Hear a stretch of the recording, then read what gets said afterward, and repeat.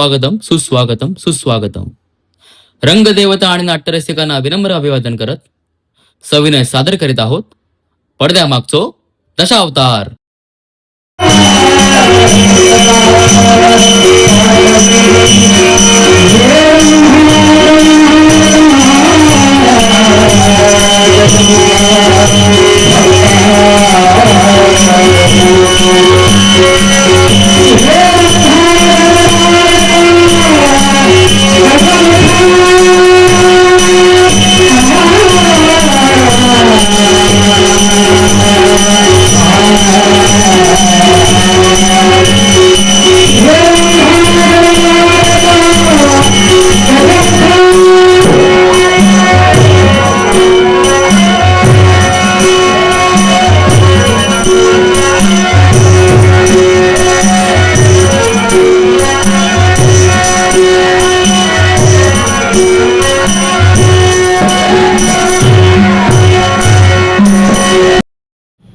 नमस्कार, मी सिद्धेश मुरकर. आज सांगायला अत्यंत आनंद होतो की मी काही वैयक्तिक कामासाठी कोल्हापूरला गेलो होतो आणि कोल्हापूरला गेल्यानंतर माझे कोकणातले काही पाहुणे भेटले आणि त्यांच्यासोबत मी कोकणात आलो आणि कोकणात आल्यानंतर समजलं की आमच्या गावात दशावतार नाटक आहे आणि हे दशावतार नाटकसाठी मला खूप वर्षापासून बघायचं होतं आणि योगायोग जुळला की आज मी त्याचा छान प्रकारे पॉडकास्ट करणार आहे आणि खूप छान गोष्टी मी दाखवणार आहे या पॉडकास्टमध्ये.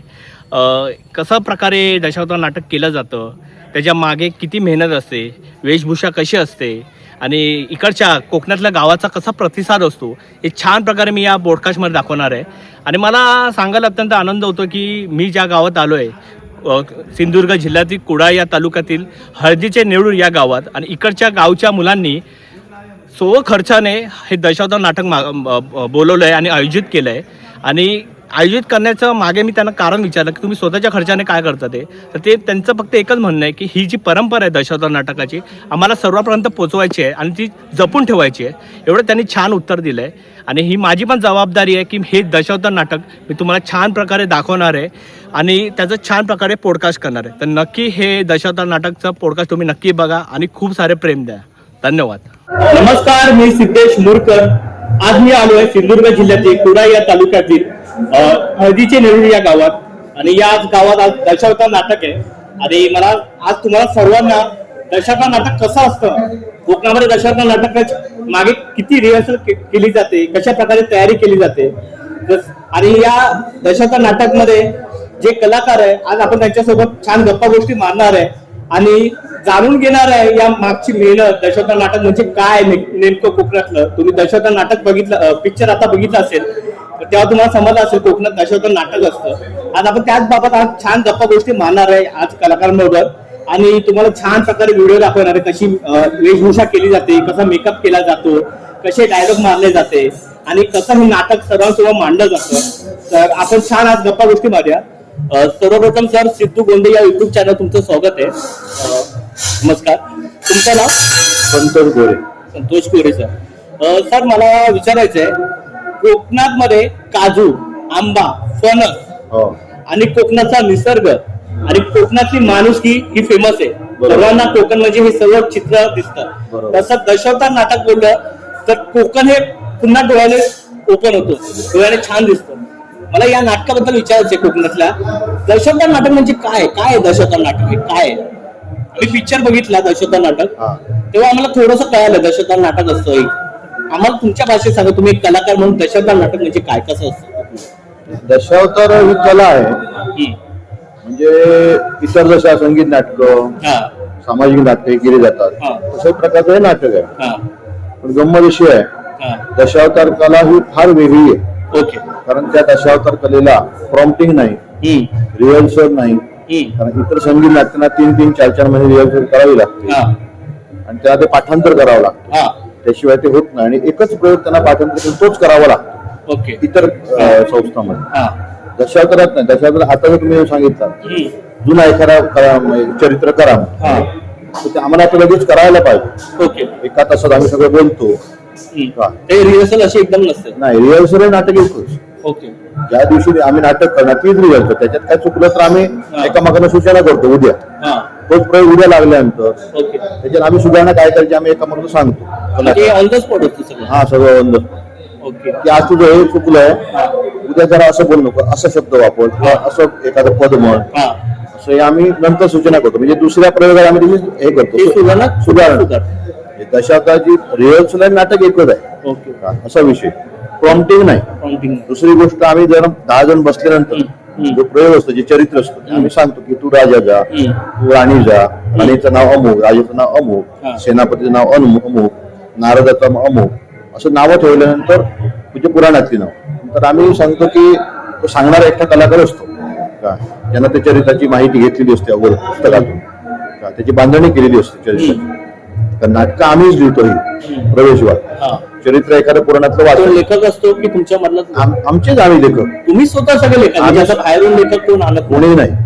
ओके आम्हीच लेखक काय मग आम्ही ते कसं पुराणात आता समजा एखादी कथा आहे की गदासुराची कथा गदासुराला विष्णू माहिती एवढा मुद्दा असतो कुठे पुराणामध्ये तुम्ही हा तो छोटासा मुद्दा तुम्ही ते छान त्याला त्याला 3 तासात आम्ही नाटक ते बांधणी करतो लिहितो आणि कसं पहिल्या प्रवेशाला गदासुर आला तो म्हणजे देवतावर विरोधी करतो म्हणजे देवतांनी त्याच्या पूर्वजाचा घात केला वगैरे असं ते भाषण बोलतो ओके त्याच्यातच बोलतो लिहिलेलं नाही काय ओके मुद्दा तुम्ही पुराणाचं चरित्र जर शोधला तुम्हाला पुराणात एवढंच मिळेल की गदासुरानं देवांना त्रास केला त्याच्या घातासाठी विष्णूला अवतार घ्यावा लागला एवढाच चरित्राचा तुम्हाला पुराणात उल्लेख मिळणार आम्ही ते काय करतो आम्ही ते लिहून काढतो कारण आमच्याकडे 10 कलाकार आहेत ना 10 कलाकारांना आम्हाला प्रत्येकाला नारद दाखवावा लागतो आमच्या सेनापती दाखवावा लागतो विलन दाखवावा लागतो नंतर ती राणी दाखवावी लागते म्हणजे असा तो प्रयोग असतो आम्ही त्याच्यामुळे पहिला प्रवेश लिहितो आम्ही म्हणजे नाटक मी सुद्धा लिहितो हे आहेत लिहिणारे पहिला प्रवेश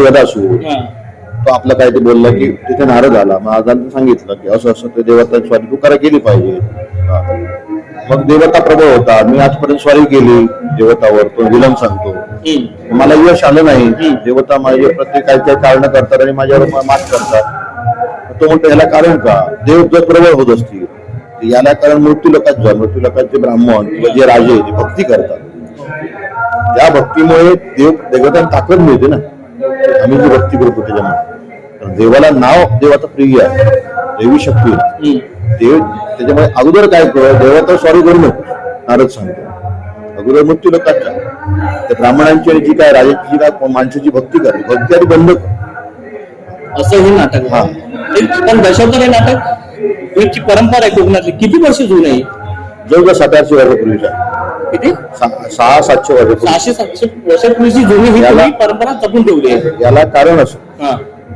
की आता बाळकृष्ण गोरे म्हणून त्यांचे आजो पंडोबाचे कोण होते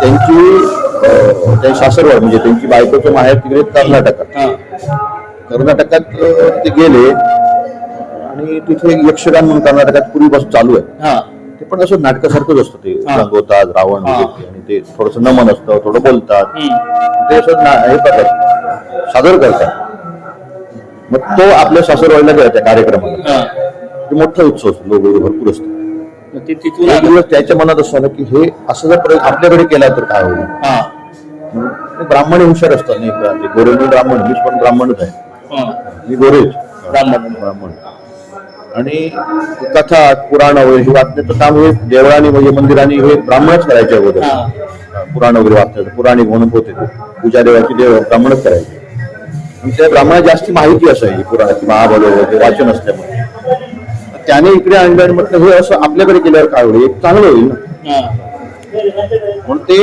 इकडे आले आपल्या शेजारी पाजारी किंवा तिथे जे महाजन मंडळी लोक असतात त्यांना बोलावलं तिथून सुरुवात झाली आणि त्यांना वाटलं की आपण असं करू केलं तर काय होईल मग ते काय झालं पूर्वी 8 दशावतार म्हणजे कसं आता हे दशावतार म्हणजे 10 अवतार जी पुराणात आहेत ती विष्णूची 10 अवतार मत्स्य कुर्म वरा नृसिंह वामन परशुराम राम आणि कृष्ण कल्के बौद्ध आणि कलंक त्याच्यातले आम्ही 8 अवतारापर्यंत दशावतार दाखवतो 8 म्हणजे कृष्णापर्यंत बौद्ध आणि कलंक हे कलियुगात झाले कलियुगात दशावतार होत नाही म्हणजे असं आहे का आम्ही पुराण सांगतो ना लोकांना पुराणाचं काय घडलं ते सांगतो इथे अजून होणार आहे त्यांची अवतार जो व्हायचा आहे ना बुद्ध झाला पण बुद्धांनी काय लढाई वगैरे काही केलीच नाही आम्हाला लढाई वगैरे दाखवायची आहे ना कसं आहे, बुद्धांनी सगळीकडे शांतता निर्माण म्हणजे समजावून सांगून लोकांना शांततेच्या मार्गाकडे आणली. पुराणात कसं आहे, पुराणात रावण जन्माला आला याच्यासाठी कृष्णाने त्याला रावणाला जन्माला घातला, त्याचा अहंकार वाढला, तो उन्मत्त झाला रावण. तो उन्मत्त झाल्यामुळे त्याचा वध करण्यासाठी रामाला जन्म घ्यावा लागला. म्हणजे विलनही रामानं म्हणजे देवानंच निर्माण केले आणि अवतारही देवानंच का केले, तर सामान्य माणसात एक आदर्श ठेवला की अहंकार करू नका, म्हणजे आपल्याला दाखवण्यासाठी क्रोध करू नका, वाईट वृत्ती करू नका. हा एक बोध लोकांना देण्यासाठी हे पुराण तयार केलेलं आहे पूर्वीच्या लोकांनी किंवा देवाने. आता प्रत्यक्ष देव कोणी बघितलाच नाही. कृष्ण देवा होता की काळ होता आम्ही बघितलं, आमच्या वाडवडिलांनी बघितलं नाही. ते लिहिले पण ऋषीमुनी पुराण लिहून ठेवलंय, संहिता लिहून ठेवलंय, ते आजपर्यंत चालू आहे. त्याच्यामुळे आम्ही दाखवण्याचा प्रयत्न, कृष्ण निराज होता, शंकर निराज होता, असा विषय. आता मी तुमच्या विषयाकडे येतो. तुमच्या नाटकाचं नाव काय आणि यावेळी कोणता विषय घेऊन येतात? आज जे नाटक आहे तुम्ही आज आमचं नाटक शिक्षण आणि वेतोबा. वेतोबा म्हणजे वेतोबा हा सगळ्या स्थळाचं रक्षण करता गावात राखंड. तो शंकराचा अवतार एक गण आहे अंश रूपा. मग गोष्ट अशी आहे की तिथे एक विलन असतो त्या नाटकामध्ये. तो विलन काय करतो, आपल्याला वर्चस्व मिळालं पाहिजे, सगळ्यांनी माझी भक्ती करा, माझं देवाचं नाव कोणी घ्यायचं नाही म्हणून तो छळण्याचा प्रयत्न करतो. एका राणीचं मूल वगैरे घेऊन जातो, आपली अनेक शक्ती आपला एक साथीदार निर्माण करतो, त्याला आणतो जा माझ्या आज्ञेने तू सगळी भक्ती बंद कर, सगळीकडे हा कलह वाजवायचा. कारण हे कलियुग आहे ना, हे जरा प्रकार कलियुगातला आहे. हा वेतोबा आहे तो कलियुगातला, पुराणातलं नाही. मग कलियुगात त्याने अवतार घेतला. का घेतला, तर ही सगळी अधोगती अत्याचार माजलंय, त्याचं रक्षण करता कोणीतरी पाहिजे ना, भक्तांचं रक्षण. मग ते जे अवतार आहे ते विषय कसा आहे, वृंदेच्या शापेनं देव ह्या कलियुगात दगडाचे झालेले, ते प्रत्यक्ष तुमच्याशी बोलणार नाही. या कलियुगात कौल रूपानं म्हणजे प्रसाद लावतात बघा देव मंदिरात, कौल रूपानं बोलतील मला होकार किंवा हा ते कौल रूपानं म्हणजे असं शाप आहे, प्रत्यक्ष येणार नाही. म्हणून कलियुगात हा या वेतोबानं अवतार घेतला, पण वेतोबा सहसा दिसत नाही कोणी. जागृत शक्ती आहे ती वाड्याचं रक्षण करता आहे. मग वेतोबाचं एक स्थान ठरलेलं असतं. वेतोबाच्या आता आम्ही एक मूर्ती तयार म्हणजे समाजामध्ये मूर्ती आहेच तयार केलेली, विषया मोठ्या वगैरे धोतर वगैरे तशी ती मूर्ती आहे. हा उघडा हातात मशाल किंवा तलवार वगैरे, तो प्रत्येक वेळी भक्तांचं रक्षण करतो. म्हणून बाहेर जाताना कुठे सीमेवर जास्तीचे वेताळाची मंदिरं असतात गावाच्या, प्रत्येक गावात एकतरी वेताळाचं मंदिर आहेच, त्या गावाचं रक्षण करतात. हा आदर्श आम्हाला लोकांत ठेवायचा आहे का, तो किती जरी माणूस उन्मत्त झाला तुमच्या मात करण्याचा प्रयत्न केला तरी सुद्धा तुम्ही घाबरायचं नाही. वेतोबा आहे आपला रक्षण. या कलियुगात कृष्ण विष्णू जरी प्रत्यक्ष रूपात नाही आले, वेतोबा आपला आहे आणि तो संपूर्ण रात्रभर जागतो फिरतो. वेतोबाची जी मंदिर आहे तिथे त्याला नवस म्हणून ती वाहना म्हणजे चपला वाहिलेल्या असतात, त्या तुम्हाला चपला झरलेल्या दिसतील, बघितलं मी. हा प्रत्येक मंदिरात त्याला कारण तो रात्रीची गस्त घालतो संपूर्ण गावामध्ये, रक्षण करतो. रक्षण करतो. काही वाईट शक्ती असेल, भूत पिशाच बाधा काय असेल त्याला दूर करतो आणि आपलं रक्षण करतो. म्हणजे हा आदर्श आम्ही ठेवण्यासाठी आम्ही ते नाटक स्वरूपात आम्ही लोकांना दाखवतो. विषयाकडे तुमच्या नाटकाचं जी तुमची टीम आहे त्याचं नाव काय? देवेंद्र नाईक प्रस्तुत चेनवणकर दशावतार नाट्य मंडळ चेनवण. आता हे तुम्ही जेव्हा नाटकची टीम असते प्रत्येक विषय वेगळे असतात की हा एकच विषय? प्रत्येक विषय वेगवेगळे असतात. किती जण काम करतात या टीम मध्ये? 10 कलाकार आहेत आमच्याकडे. 10 कलाकार म्हणजे तसे 11 आहे. म्हणजे गणपती एकटा जातो, रिद्धी सिद्धी एकटा म्हणजे गणपतीची बायको म्हणून हे दाखवावंच लागतं. नंतर चरित्राचे कलाकार म्हणून 10. त्याच्यात 2 राजा असतात, एक प्रौढ राजा, एक तरुण राजा, एक नारद असतो, 2 श्रीपाल, एक प्रौढ अशी वयस्कर, एक मुलीची भूमिका करणारी आणि एक असं फिरते 2 कलाकार म्हणजे कॉमेडी असा शेतकरी वगैरे असा. त्याच्यात तुमच्या दशावतार नाटकामधले अवतार आहेत. अवतार त्या भागात आम्हाला जे पाहिजे चरित्राला ते आम्ही तसे तयार केलेले आहे. कॉमेडी म्हणजे असं गमतीशीर एक कलाकार, नाटक 3 तास, आणि त्याच्यानंतर एक शंकर त्यामध्ये ब्राह्मण ऋषी वगैरे आणि कलाकार. मला एक सांगा, तुम्ही दशावतार नाटक करता, जे मेकअप करतात ते आर्टिस्ट बाहेरचे असतात की कसं असतं? आम्हीच करतो. तुम्ही हे जे मेकअप करता हे स्वतः करता? स्वतः इथे दुसरा काही नाही. तुमच्या मतात दुसराही नाही करतो, स्वतः करत असतो? स्वतःच करत असतो. ओके, तुम्हाला थोड्या वेळाने दिसेल आम्ही ते दाखवतो व्हिडिओ मध्ये. स्वतः मेकअप करतात. पूर्वी कसं होतं, जेव्हा दशावतार इथे आणलो तेव्हा हे बाजारात कलर विकत मिळत नव्हतं. मग तेव्हा काय करायचे लोक, घरांना ते काव काढायचे, म्हणजे माती तांबडी मिळते आमच्या जुन्या घरांना कलर, हे कलर नव्हते, हे दिसतात ते कलर नव्हते ऑइल वगैरे. तेव्हा काय करायचे जुने लोक, कलर कशी करायचे, तर ब्राह्मणाकडे धोत्र वगैरे जास्ती असायचे, मग ती धोत्र फाडायची, त्याचे शिले करायचे. तर तेवढी परिस्थिती नव्हती ह्या कलाकारांची बाजारात जाऊन चांगली उंची वस्त्र घ्या वगैरे. लोक सगळे पंचे नेसायचे, धोत्र नेसायचे. गावातले पण लोक, जुने जाणते लोक सगळे पंचे नेसायचे. तर ही आता जुनी कौलं असायची ना, म्हणजे ही आम्हाला माहिती जुन्या कलाकारांनी सांगितलेली त्यावेळेची, जे आता ते हयात नाही. कौलं आणायची, कौलं झरवायची, तांबडी माती असते ना, त्यामध्ये बादलीमध्ये घालायचे, तांबडं पाणी करायचं, त्याच्यात शेले बुडवले की कलर लागला, ते सुकवायचे. तांबडा कलर शेला झाला, किंवा पिंजर असेल मंदिरामध्ये, पिंजरीच्या पाण्यात बुडवलं तांबडा कलर झाला. मोठा सुद्धा आम्ही जे आता हे लावतो ना, गुलाबी वगैरे तेव्हा नव्हती, तेव्हा फक्त नारिंगी म्हणजे कौलाचा कलर, माती कलर आम्ही फासायचो तेव्हा. म्हणजे पूर्वीचे लोक हिरवी वगैरे आणत भाजी मिळते, ती खेचली ना रस काढायचा हिरवा, त्याच्यात बुडवला शेला की हिरवा शेला. एवढं ते मेहनत होती त्याच्यापूर्वी, ती परंपरा ठेवली आहे. म्हणजे फक्त आता रंग आले म्हणून आता कलर, आता सगळं बाजारात विकत मिळतो. एक मिनिट, फक्त आतून हे सचिन इकडून समोरून जाऊन. आणि पूर्वी आता काजळ बाजारात विकत मिळतं. पूर्वी काजळ काय करायचे, खाली दिवा लावायचे आणि एका पातेल्यात तूप लावायचं आणि ते भांड त्याच्यावर ठेवायचं, दिव्यावर वरती ठेवायचं. म्हणजे खाली एक काजळ जळते काळा तेलकट, ते असं काढायचं, नंतर एका डबीत भरायचं ते काजळ. आणि ते खरं काजळ, आणि ते खरं काजळ ते डोळ्यांना त्रास होत नाही. त्या काजळांची झोप चांगली लागते, कारण वरती तेल तूप असतं घातलेलं त्या प्लेट मध्ये. अजूनही जुने लोक जे कलाकार, जुने कलाकार, आता ते नाही, अजूनही जे जुने कलाकार ते अजून घराकडे काजळ काढतात, ते पाहिजे तसेच वापरतात. आता बाजारात जाई काजळ मिळतो विकत, तेव्हा ते तसं काजळ काढायचं ते वापरायचं. विकत काही मिळत नव्हतं, परिस्थिती नव्हती, महागाई होती. म्हणजे असे कलर. आता कसं होतं, आता दुकानामध्ये गुलाबी वेगळी मिळते, नारिंगी वेगळी मिळते, फिरोसी वेगळी मिळते, आसमानी वेगळी मिळते, पिवळा वेगळं मिळतं. हे आम्ही कलर विकत आणतो आणि आम्ही ते कलर डब्यामध्ये भरून ठेवतो. मग आम्ही काय करतो, काही वेळेला आम्हाला ते प्रमाण माहीत आहे ना, हबक म्हणजे पांढरा कलर असतो, तो कलर घ्यायचा, मग त्याच्यात थोडीशी नारिंगीची एक चेंबर अशी हे करायची, मग त्याच्यात गुलाबी घालायची, असं करून बॉडी कलर करायचा. आता बॉडी कलरच्या ट्यूब मिळतात. पण आम्ही सुरुवातीला जेव्हा दशावतार आलो, मला आता 25 वर्ष सुरुवात साधारण 98-99 तेव्हापासून. शाळा सोडल्यानंतर माझ्याकडे आणि शिक्षण म्हणजे कमी होतं, 10वी शिकलो, नोकरी धंदा नाही. मग असं एकट्या ओळखीन असं दशावतार मला आवड होती.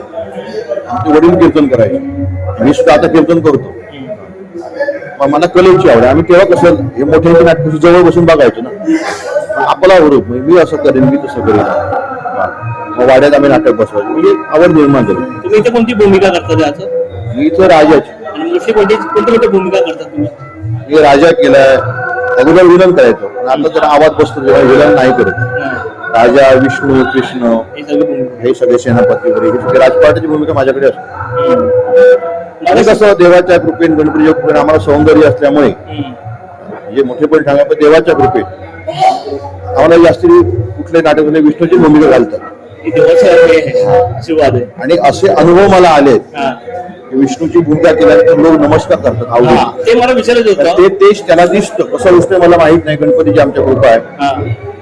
शिक्षण नाटक ह्याच्यापूर्वी सुद्धा आम्ही केली. मग शेषशाही असं बसलेला असतो, लोक अक्षरशः तिथून पाया पडायचे, नमस्कार करायचे.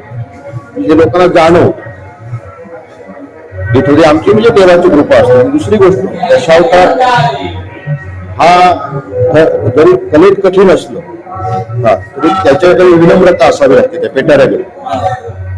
एरवी बघितलं त्या गणेशाच्या त्या गणपती पेटाऱ्या सोहळं काही नाही, सोहळं काही नाही.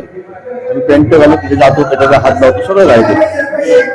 पण त्या पेटाऱ्याचं आमचं नाव घेतलं की आम्ही रात्री अपरात कुठेही फिरतो, कुठे म्हणजे गाडी घेऊन प्रवास करतो ना, इथून आता घरी जाणार गाडी घेऊन, पाठीत देवाचं नाव ना घेतलं आम्हाला कसली भीती नसते. भूत नाही, प्रेत नाही, कसलं आम्हाला पिशाचे संरक्षण करतो पूर्ण, तो संरक्षण. एक वेगळी एनर्जी देतो. हा. म्हणजे मी नाटकात काम करतो, जेव्हा आपला चेहऱ्यावर मेकअप येतो, तसं तुम्ही सांगा दशावतार तुम्ही जेव्हा नाटक करतात, भूमिका करतात, तेव्हा केवढी एनर्जी येते, एक वेगळी एनर्जी येते. हो, देवाला आम्ही नमस्कार करून जातो ना स्टेजवर. हा, इथे आम्हाला आता तुम्ही भाषण बोलायला सांगितलं तर तेवढं आम्हाला जमणार नाही भाषण, एक वेगळी ते ट्रेनिंग पण जमणार नाही नाही आम्हाला. जमणार. मी सहज आपलं गोष्ट पण सांगू शकतो. हा, रंगमंचावर म्हणजे तिथे गेल्यानंतर एक वेगळी कला येते. त्या रंगदेवीची कृपा आणि गणपतीची कृपा नटराज येतो. याच्यामुळे तुम्ही आम्हाला 2 तास बोलायला सांगितलं, हा. आम्हाला बोलायची क्षमता आहे, कारण बुद्धी तोच देतो. आणि अंगात एक वेगळी एनर्जी येते. वीरश्री. हा, इथे आम्हाला सांगितलं कोणाला भांडण कर, आम्ही करणार नाही, आम्हाला जमणार नाही भांडण. तिथे मग ते तलवार तिथे आम्ही खोटं भांडण करतो, पण तुम्हाला वाटेल प्रेक्षकांना खरंच. की हे खरोखरच मारायला उठले एकामेकाला. पण मागे आल्यानंतर आम्ही सगळे मित्र. ते विलन झाला राजाचा दुश्मन असतो. हा, रंगमंचावर आम्ही त्याला काय काय बोलतो, हे मारीन ते मारीन करतो. पण मागे आल्यानंतर काही नाही, तिथे आम्ही खडाजंगी करतो, लढाई वगैरे करतो. काही वेळेला राजाचं शस्त्र काही भागात पडतं, राजाला तुडवतो. बघितलं. बाजूला भिकारी करतात. भिकारी पण करतात. पण त्याच्यात आम्ही एकामेकाला वाईट पण मानत नाही, कारण ते नाटक आहे, नाटक आहे, कला आहे ती. कला आहे. तिथे भूमिका आम्हाला जिवंत करून दाखवायची आहे, लोकांना सांगायचे हा माणूस तेव्हा तर असा होता, त्याची परिस्थिती हे लोकांना आम्हाला दाखवायचं. नाटक आम्ही का करतो, नाटक का करावं, तर नाटकांचे आता सगळीकडे प्रयोग होतात, प्रत्येक गोष्टीला प्रयोग होतात. वाढदिवसाला पण नाटक होतं आता खूप लोकांना, कारण संगीत नाटक करणं हे लोकांना आता परवडत नाही. 3-4 महिने रिहर्सल, लोकांची कामं असतात, म्हणजे ते कलाकार कोणते वेळेवर येत नाही आणि जवळजवळ 770,000 रुपये खर्च असतो त्याला. हा, जेव्हा संगीत नाटक वगैरे आता जरा कमी व्हाल, पूर्वी जी होत होती तशी आता दशावतारी पुष्कळ होतात नाटक. याला कारण काय, 15-20 हजार दिले किंवा शिक्षणच्या नंतर 30-35 हजार दिले की सगळं सामान ते आपलं जाणतात. तुम्हाला ठरवणाऱ्या काही टेन्शन नाही. एक पाठव घातला, 2-3 खुर्च्या, एक बाकड्या ठेवला की सगळं ते त्याच्यावर त्या रंगमंचावर उभा करतात. एकाच बाकड्यावर विलन जाऊन आपली नगरी उभी करतो. हे पाताळ भवन आहे, म्हणजे तुम्हाला ते भासवतं प्रेक्षकांना, हा वो आता उभा केला म्हणजे आम्ही पाताळ भवनात आहोत. विष्णू जाऊन स्वर्गाची निर्मिती करतो, तुम्हाला वाटतं अरे आता हे स्वर्गातच आहोत. हा, एखादा राजमहाल असते, राजा जाऊन ते आपली भूमिका बोलतो, तिथे राणी येते, संवाद जाते, म्हणजे आपल्याला वाटलं हे आता राजाच्या घराकडे आहे, म्हणजे महालात आहे. हे आम्ही लोकांना उत्स्फूर्त दाखवतो. ती खरी कला आहे. खूप छान कला आहे. म्हणून दशावतारी भयंकर कठीण आहे. कठीण आहे, कारण इतर व्यवसाय तुम्ही बघितला, इंजिनियर म्हणा, डॉक्टरेट म्हणा, शिक्षक म्हणा, कुठलाही पेशा तुम्ही बघितला नोकरीचा, तर त्याच्यात गोष्ट अशी आहे, वाक्य आहे त्याच्यात, शिकेल तो टिकेल. कारण तुम्हाला अगोदर ते शिक्षण आलं पाहिजे, तर तुम्ही त्याच्यात टिकणार. काय आहे तो मॅनेजर तुम्हाला घेणार नसतो, तर तुम्ही चालायला लागणार, तुमच्याकडे शिक्षणच नाही. दशावतार उलट आहे एक वाक्य, म्हणजे आम्हाला पूर्वीच्या लोकांनी सांगितलंय, शिकेल तो टिकेल. आणि हे सगळे आघात सहन करून तो टिकला पाहिजे, त्याला कलेची आवड निर्माण झाली पाहिजे. कारण जागरण आमच्या असतात, झोप घर वेळेवर मिळत नाही, अन्न टायमावर मिळत नाही. 7चं नाटक असेल तर आम्ही 12 वाजताचं नाटक संपवून जेवतो, 10चं नाटक असेल तर आम्ही 8 वाजता जेवतो. म्हणजे अन्नाचा आमचा जेवणाचा टाइम वेळेवर नाही. हे सगळं सहन करून नंतर थंडी पडते, थंडीत आम्हाला ते स्टेजवर जावं लागतं. आम्ही घराकडे गरम पाणी आम्हाला घरची देऊ शकतात, पण बाहेर तुम्ही गेलात तुमचे लाड कोण करणार नाही. जे तिथे विहिरीचं पाणी काय आणलं त्यावर तर प्या, मग ते आम्हाला थंड पाणी प्यायचं पडतं किंवा आम्हाला सर्दी होते. सगळे त्रास सहन करून आम्हाला ह्या धंद्यात टिकलं पाहिजे. टिकणार तो त्याच्यातून शिकणार. एकामेकाचं बघून तुम्ही आज भूमिका कशी केली, अशी केली, असं बोलला, मला सुद्धा तसं बोलायला पाहिजे. मी त्याची माझी तयारी करून घ्यायची. मग ह्या व्यवसायाचा असा आहे दशावतार की टिकेल तो शिकेल, हे बोध वाक्य आहे. आता मगाशी तुम्ही परिस्थितीचा विषय काढला होता की आधी कलर नव्हते, हे तुम्ही अशी तयारी करायची. मला हे नाटक करायला पैसा लागतो. हो, तुम्ही कसं नियोजन करता, तुम्हाला कसं होतं तुमचं हे? पूर्वी कसं व्हायचं, पूर्वी नाटक कलाकारांना पगार तेवढा नव्हता जास्त, पण आवड होती कलाकारांना, ह्या करीत आपण उतरायचो. कारण आणि व्यवसाय काय नव्हतं, लोकधंदा काही नव्हता. 6 महिने दशावतार करायचं, 6 महिने झाल्यानंतर सगळे कलाकार शेती करायला जायचे पावसात. काही गणपती चित्रशाळा होती, ते गणपती मूर्त्या करायची, त्यातून काहीतरी थोडंसं. पूर्वी गरीबी होती सगळ्याच लोकांची. पूर्वी जी नाटक करायचं, नाटकाच्या आरोप म्हणजे आम्हाला नाटक व्यवसाय बिलीमार असं म्हणतो, आरोप फिरवतात बघा. एक आमच्या कलाकार रिद्धी सिद्धी जातो, तो कलाकार सगळीकडे प्रेक्षकांना आरोप फिरवतो. आणि आर्थिक कोणतरी 4 आणे पूर्वी होते, 4 आणे 2 पैसे पूर्वी होते, आता ते 10 रुपये वगैरे घालतात. ते जे जमतात आरोप, कारण गावाले पगार देत नव्हते, पैसे देत नव्हते पूर्वी, आता देतात. आता व्यवहार ठरलेला असतो. पण पूर्वी कसं असतो, पूर्वी पैशाच्या स्वरूपात तिचे आरोप फिरवायचे, त्यात जे मिळाले आणले की सगळ्यांना वाटून घालायचे, मालका सकट कलाकार ते पैसे थोडे द्यायचे. मग ते बसने घरी जायचे, ते बसची तिकीट पण कमी होती. पण पूर्वी कसं होतं, पूर्वी शेतकरी म्हणजे हे गाववाले लोक भात पिकवायचे, भाजी पिकवायचे, म्हणजे आपल्याच शेतात सगळं पिकवायचे. त्याच्यामुळे तांदूळ वगैरे जेवण भरपूर द्यायचे. तांदूळ 16-17 घ्यावं होतं, कारण ते तिथं त्यांच्या पिकताय ना, पैशा स्वरूपात होतं, कारण त्यांची गरिबी होती लोकांची. पण भाजी पिकली, भाजी भरपूर आणून द्यायची असं. ह्या सुरुवात पूर्वी. आता कसं, आता सगळे सुशिक्षित आहे, देणगी देतात. नाटक ठरवलं की कोणा ओळखीचे असतात गाववाल्यांचे, मग ते काय म्हणतात, अरे आमच्याकडे नाटक आहे, चला ओळखीचे आहेत, नाटक चांगला कार्यक्रम करता शाळेसाठी, हे घे माझे 1000 रुपये स्वकुशीन देतात. ओळखीचे असतात, तुम्ही आता माझ्या ओळखीचे, अरे मित्र आहे, नाटक ठरवलं, चला घे 500 रुपये, चला असं देतात. उत्सवाच्या ठिकाणी जत्रे बित्रेला वगैरे देणगी ती आता देवळाने वगैरे जमते ना, त्याच्यात बरीच थोडीशी देतात. त्याच्यामुळे आता देणगी मिळते, तिथला पगार आम्हाला मालक देतात, सगळ्याला पगार देतात. तुम्ही गावागावात हे नाटक करतात, प्रेक्षकांचं प्रेम कसं मिळतं, काय मिळतं तुम्हाला? हा, कलाकाराचं जास्ती मानधन कोणतं असेल, पैशात नाही. पैसा किती मिळतो याला महत्व आम्ही तेवढं देत नाही, पण कलाकाराला जे प्रेक्षक जे आपलेपणा देतात, टाळ्या वाजवतात, किंवा या कसं असतं माहिती आहे, चित्रपटावर कलाकार ते काम करतात काय, त्याहीपेक्षा आमची कोकणची कला, आम्हाला कोकणात मान भरपूर आहे. कोकणात आम्ही असे जरी गेलो ना बाहेर, तरी हो बरं या बसा, चहा वगैरे घेणार, हा जो आपुलकापणा मिळतो, किंवा कोणी जरी बाजारात मिळालं, हो कसं काय बरं आहे ना वगैरे, भूमिका छान होती, आपुलक्या चौकशी करतात. त्या व्यक्तीत आमचा संबंध काही नसतो, आपण ओळखत नाही. आता आमच्या पुण्यातून हजारो माणसं जातात नाटक, आम्ही वेगवेगळ्या गावात, कितीशे लोक आमच्याकडे जातात. आता कोण चेहरे एवढं लक्षात ठेवताय, पण ते बाजारात किंवा कुठे जरी मिळाले ना, तरी हो बोल बरं आहे ना, चांगलं काम केलं त्या दिवशी मी नाटक बघितलं, या चला चहा घेऊया. एक वेगळी रिस्पेक्ट ते नाटकात मिळते. तुम्ही जॉबला केला तुम्हाला काही मिळणार नाही. जॉबला फक्त तुम्हाला नोकरी असते, फक्त मालक कोणतं मॅनेजर विचारणार, त्या नोकरीवर तुम्ही रिटायर झाला घरी बसा, विचारा सुद्धा यायचं शेवटपर्यंत तुम्हाला विचारणार. आज एखादा आमचा कलाकार आजारी असेल, आम्ही वर्कशॉपवर किंवा कोणाला समजलो कलाकार आजारी आहे, लोक भेटायला घरी येतात, पैशाची पण मदत कशी करतात, त्याचे नाते वगैरे काही नसतात, पैशाची मदत जमे तशी करतात. ही कलाकाराची मोठी देणगी आहे, पावती आहे. हा आमचा सन्मान खरा आहे, प्रेक्षकांनी वाढवलाय. म्हणजे आमची कला ही प्रेक्षकावर अवलंबून आहे, ते माईबाब असतात म्हणून आम्ही आहोत. कसं आहे, जसं पुराणामध्ये सांगितलंय, भक्त नाही तर देवाला किंमत देत नाही. विष्णूचे भक्तच नाही तर विष्णूला अवतार घेऊन उपयोग काय, विष्णूला नावच नाही विष्णूचं पण घेणार. तसं आमची कला जी आहे ती प्रेक्षकांनी वाढवली. कलाकार प्रेक्षकच नसतील तर आमच्या कला विचारतो बोल. खूप छान उत्तर दिलं, असं आहे. खूप छान उत्तर दिलं. मला एक विचार, दशावतार हा पिक्चर आला, त्यामुळे खूप लोकांना ज्यांना माहिती नव्हतं कोकणातला दशावतार हे नाटक असतं, याबद्दल काय आलं. तर दशावतार पिक्चराचं पण आपण कौतुक करत, आणि ज्यांनी पिक्चर काढलं त्यांचं आपण कौतुक करू. त्याच्यामुळे दशावतार पिक्चर आल्यानंतर तुमच्यावर काय फरक आला, तुम्हाला नाटकामध्ये काय फरक आला? काही नाही फरक असं काय माहितीये, आता मी दशावतार पिक्चर हा प्रत्यक्ष बघितलं नाही, पण ज्यांनी बघितलं ते अनुभव आपले सांगतात की दशावतार हा या दशावतार विषय त्याच्यात जास्त नाहीये. वेगळं कारण सांगतो, त्यांनी दशावतार हा विषय विष्णूचे अवतार मत्स्य अवतार काहीतरी त्याच्यात आहे दाखवलेलं, तो विषय त्यांनी दाखवलेला. आमचे थोडे कलाकार घेतले, यश जडवी, लाड वगैरे आपले संतोष रेडकर थोडे त्याच्यात एक शॉर्ट दाखवला, थोडा प्रसंग थोडे दाखवले.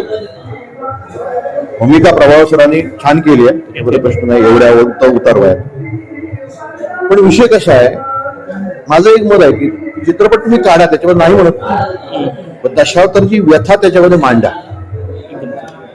कारण दशावतार हा, आम्ही इथे भरभरी कपडे घालून स्टेजवर जातो, रंगमंचावर जातो, प्रेक्षक बघणारा म्हणतो काय, अरे हा श्रीमंत आहे, कसले भरभरी कपडे घातले आहेत, शेले वगैरे टॉपटी बघते, श्रीमंत वाटतो. म्हणजे हा घरचा श्रीमंत, पण घरी त्याची श्रीमंती नसते कलाकाराच्या, प्रत्येक कलाकार सामान्य ते शेतीच करतात, पण ते मोलमजुरीला जातात. हा विषय आणणं गरजेचं हा विषय कुटुंबाचे जे आहे प्रश्न, तो उद्या नाटक संपून गेल्यानंतर त्याला टेन्शन, प्रत्येक कलाकार घरचं उद्या काय आणलं पाहिजे घरी. आज तरी परिस्थिती, कारण आज जोडधंदे प्रत्येकाचे काही नाही काय आहेत, कोणाची फोटोग्राफी आहे, काय कोणाचं कॅरियर कोणते कामाला जॉब सांभाळून करतात. कारण नाही ना, महागाई वाढलेली आहे, पैसा मिळत नाही, पैसा मिळत, कारण पगार जास्ती नाही ना. दशावतार कले आम्हाला पगार जास्ती मिळत नाही, तर तुम्ही कला घेऊन जातात. लोक काय म्हणतात, कशाला दशावतारात जातो, पगार नाही, रात्रभर जागरण करावं लागतं, पण ती कला असते, आम्हाला झोप देत नाही कला. एकदा त्या दशावतारात भूमिका केली की आता आम्ही पावसाळा, आम्हाला झोप पडत नाही. ह्यावेळी 11-12 पर्यंत सरांनी एक झोप पडली की 12 वाजेपर्यंत आम्ही रात्र जागी असतो घराकडे. का ते आम्हाला आठवत असतं, मी असं भाषण बोललो, आमची मंडळी अशी असते, आमचे मुलं अशी मित्र होते तेव्हा, आता ते दुसऱ्या कंपनीत गेले वगैरे, मजा केली, आणि तो प्रसंग आठवत असतो. त्यामुळे आम्हाला दशावतार व्यसन आहे, आणि एकदा दशावतारात भूमिका केली की तो दशावतार सोडायचं म्हटलं सोडत नाही, नाही सोडणं, शेवटपर्यंत नाही सोडणं, कधीच सोडत. असे बरेच कलाकार सोडण्याचा प्रयत्न केला, तेव्हा दशावतार झाले. सोडायला देत नाही रंगभूमी, व्यसन आहे, कारण ती कला आहे. आणि आजकाल ही सुशिक्षित कलाकार, तरुण पोरगे एका दशावतार कला उतरल्या, कारण आहे आता नोकऱ्या मिळत नाही, शिकले, ग्रॅज्युएट झाले तरी त्यांना हे मिळत नाही, नोकरी मिळत नाही, दशावतार देतात. पण दशावतार चांगलं बोलून आज ते नाव रूपाला आले बरेचसे. हो, ही जी परंपरा आहे दशावतार तुम्ही चालवतात, ही जपून ठेवण्यासाठी युवा पिढीला तुम्ही काय मेसेज देणार, तुम्ही काय सांगू इच्छिता? जुन्या युवा पिढीनं काय केलं पाहिजे, दशावतारात आलं पाहिजे, नाही असं नाही, कला जिवंत झालीच पाहिजे, टिकून ठेवला पाहिजे, कारण हे कोकणचं एक रत्न आहे. दशावतार जसं भजन, कीर्तन, नंतर डबल वागिरी हा जे असतो भाग, दशावतार एक महत्वाचा एक भाग आहे कोकणातील. आणि नवीन नवीन कलाकार यात आले पाहिजे, आजही येत आहे. बालकलाकार कुठे प्रशिक्षण वगैरे शिबिर भरतात, आमचे कलाकार आम्ही शिकवायला जातो, किंवा शाळेमध्ये सुद्धा आम्ही शिकवतो दशावतार. का आले पाहिजे, एकतर कोकणची कला जिवंत राहिली पाहिजे. दुसरी गोष्ट, दशावतारामुळे स्वावलंबन हा प्रकार आपल्याला कळतो, समजतो. घरी जेव्हा आपण असतो सगळं आपली सेवा घरचीच माणसं करतात. कपडे धुण्यापासून घरचे, आपण जातो कपडे काढून टाकतो, हवे तर धुवा, उद्या आपण त्यालाच बोलतो माझं कालचं शर्ट कुठे ठेवलं असतो. दशावतारात नाही, आपला शर्ट आपणच धुतला पाहिजे, आपला मेकअप आपलं जेवण आपण वाढून घेतलं. आता असतात बाकीचे, पण कोण नसतील, आपलं जेवण घाई आपण वाटून घेतलं, शिस्त असते स्वभावाला. दुसरी गोष्ट, समजा आमच्यात कामगार कमी असतील बॅगा भरण्यात, आपण आपली त्याच्या लाज बाळगायची नाही, माझी बॅग आहे, मी बॅग स्वतः घेऊन गेलं पाहिजे, स्वावलंबन. आता म्हणजे सुधारणा दशावतार खूप झालेली आहे, बसेस वगैरे आहेत. पूर्वी डोक्यावर बॅगा घेऊन चालत जायचे लोक, असं करायचं. स्वतःचा मेकअप स्वतः केला पाहिजे, त्याचा आर्थिक उपयोग नाही. एक मनापासून प्रश्न विचारायचा आहे, तुम्ही मगाशी म्हणाले ह्याच्यामध्ये काही फायदा नाहीये, म्हणजे पैसा मिळत नाहीये, तुम्ही कला आपली जिवंत ठेवली आहे.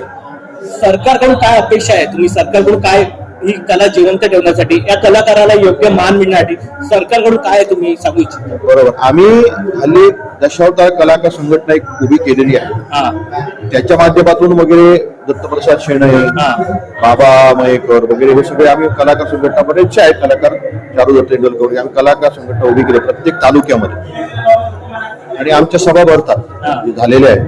त्या माध्यमातून आम्ही राष्ट्रपतींना वगैरे आम्ही सगळी लेटर वगैरे पाठवलेली. मागणं एवढंच सरकारकडून आहे की कलाकारांची, जशी आपण आता चित्रपट कलाकार कोटी रुपये घेतात, बरोबर, तसं आमच्या आम्ही जी कलाकार जिवंत ठेवतो त्या कलेसाठी आमच्या कलाकारांना एक हॉस्पिटलमध्ये सुविधा थोडक्यात द्यावी. कारण आम्ही परिस्थिती आमची गरीब असते, गरीबी असते. 5 लाख 10 लाख राहण्याची आमची परिस्थिती नाही. एक कलाकार मेडिक्लेम टाईपचं एक सोय सुविधा करावी. दुसरी गोष्ट, कलाकारांना हे कपडे वगैरे खर्च असतो, गाडीचा मेंटेनन्स असतो, त्याच्यासाठी म्हणजे काहीतरी महिन्याला काहीतरी किंवा वर्षाला काहीतरी द्यावं प्रत्येक कंपनीला, किंवा कलाकाराला प्रत्येक असा विमा टाईप काहीतरी द्यावा. शेतकऱ्याला असतो तसं काहीतरी द्यावं. कारण कलाकाराचं आयुष्य कमी असतं, जागरण करून करून करून कमी होतं. तो 50-55 पुढे जगतच नाही जवळचा जास्तीत जास्त कलाकार. 60-70 ओलांडलेले कमीच असतील कलाकार. जागरण वगैरे असतात, वेळेवर अन्न मिळत नाही, त्याच्या लवकर त्यांची एक्झिट होते. तर त्यांच्यासाठी काहीतरी विमा टाईप काहीतरी करावं, सुखा सुविधा कराव्या, आणि सरकारकडून आम्हाला मानधनात वाढ मिळावी. कारण कसं आहे, ताकद असेपर्यंत आम्ही हे करणार आहोत. ताकद संपल्यानंतर आम्हाला पुढे काय? सरकारी कामामध्ये नोकरांना पेन्शन मिळते, 10,000 15,000 20,000 25 काहीतरी मिळते. आम्हाला किती मिळते? आत्ता वाढवून म्हणजे मंत्र्यांना सांगू शकतो 5,000 झालेली मानधन. ती जास्तीत जास्त वाढावी एवढी आमच्याकडून सरकारकडून आम्हाला अपेक्षा आहे. आणि सरकारने यात लक्ष घालावं की जास्तीत जास्त कलेला या ऊर्जितावस्था मिळावी. आर्थिक सहाय्यामुळे आणि प्रसिद्धीच्या होतात ऊर्जितावस्था मिळावी एवढी आमची विनंती आहे. हे जे पण व्हिडिओ बघतील आणि माझी जे पण मित्र मंडळी व्हिडिओ बघतील, जास्तीत जास्त शेअर करा. दशावतारमध्ये कलाकारांनी आपली व्यथा मांडली आहे की दशावतार जे नाटक पुढे घेऊन जाण्यासाठी, परंपरा घेऊन जाण्यासाठी सरकारने कशा प्रकारे मदत करायला पाहिजे. कारण आपण दशावतार नाटक बघतो, आपल्याला छान वाटतं, पण त्याच्या मागे जी परिस्थिती आज सरांनी आपल्याला खूप छान प्रकारे मांडली आहे. तर ही व्हिडिओ नक्की बघतील आणि नक्की आपल्याला न्याय मिळेल अशी मी आशा करतो. आणि शेवटचा प्रश्न घेतो, सरांना जरा मेकअप करायचा आहे, थोडंसं शेवटचं तुम्ही काय सांगू इच्छिता अजून या व्हिडिओ मार्फत, काय सांगायचं आहे तुम्हाला सांगू इच्छिता दशावतार नाटकाबद्दल? दशावतार नाटक म्हणजे कसं, असंच प्रेक्षकांनी आजपर्यंत प्रेम केलं. आता युट्यूबच्या माध्यमातून दशावतार घरी बसलेला मिळतात, पण प्रत्यक्ष जे नाटकाकडे किंवा जत्रेकडे घेऊन जे आम्हाला प्रेम मिळतं प्रेक्षकांचं, ते युट्यूबच्या माध्यमातून सहसा मिळत नाही. ते नक्की स्वतःच्या डोळ्यांमध्ये नाटकं प्रत्यक्ष येऊन सगळ्यांनी बघावी आणि त्या प्रत्यक्ष बघण्याचा आस्वाद घ्यावा, जेणेकरून आम्हाला तुमचं प्रेम आणि तुमचं आम्हाला प्रेम प्रेक्षकांचं मिळेल. एवढी तसदी प्रत्येक प्रेक्षकांना घ्यावी आणि आमच्या नाटकातून चांगला बोध घ्यावा, वाईट सवय घेऊ नका. चांगला बोध प्रेक्षकांना आम्ही देत असतो. तो चांगला बोध, अहंकार, क्रोध, भांडणं ही करू नका समाजात. एकोप्यानं राहा हा संदेश, आणि देवाची जास्तीत जास्त भक्ती करा. कारण जेवढी देवाची भक्ती कराल तेवढं प्रत्येकाचं जीवन सुखमय होणार आहे. आणि या विश्वात तुम्ही पैसा कोणी मिळू शकतो, आप्त इष्ट सगळे सोयरे बंधू भगिनी आई बावी सगळी क्षणिक नाती आहेत बघा, पण देवाची भक्ती ही पुण्यप्रद आहे. ही सतेज म्हणजे आयुष्याच्या अंतापर्यंत अनंत काळापर्यंत चालणे देवाची भक्ती आहे. देवाची भक्ती करावी, आमच्या कलाकार असं अतोनात प्रेम करा, आणि आम्ही जी कला सादर करतो ती जास्तीत जास्त प्रेक्षकापर्यंत पोहोचावी आणि चांगला बोध घ्यावा एवढीच आमची विनंती.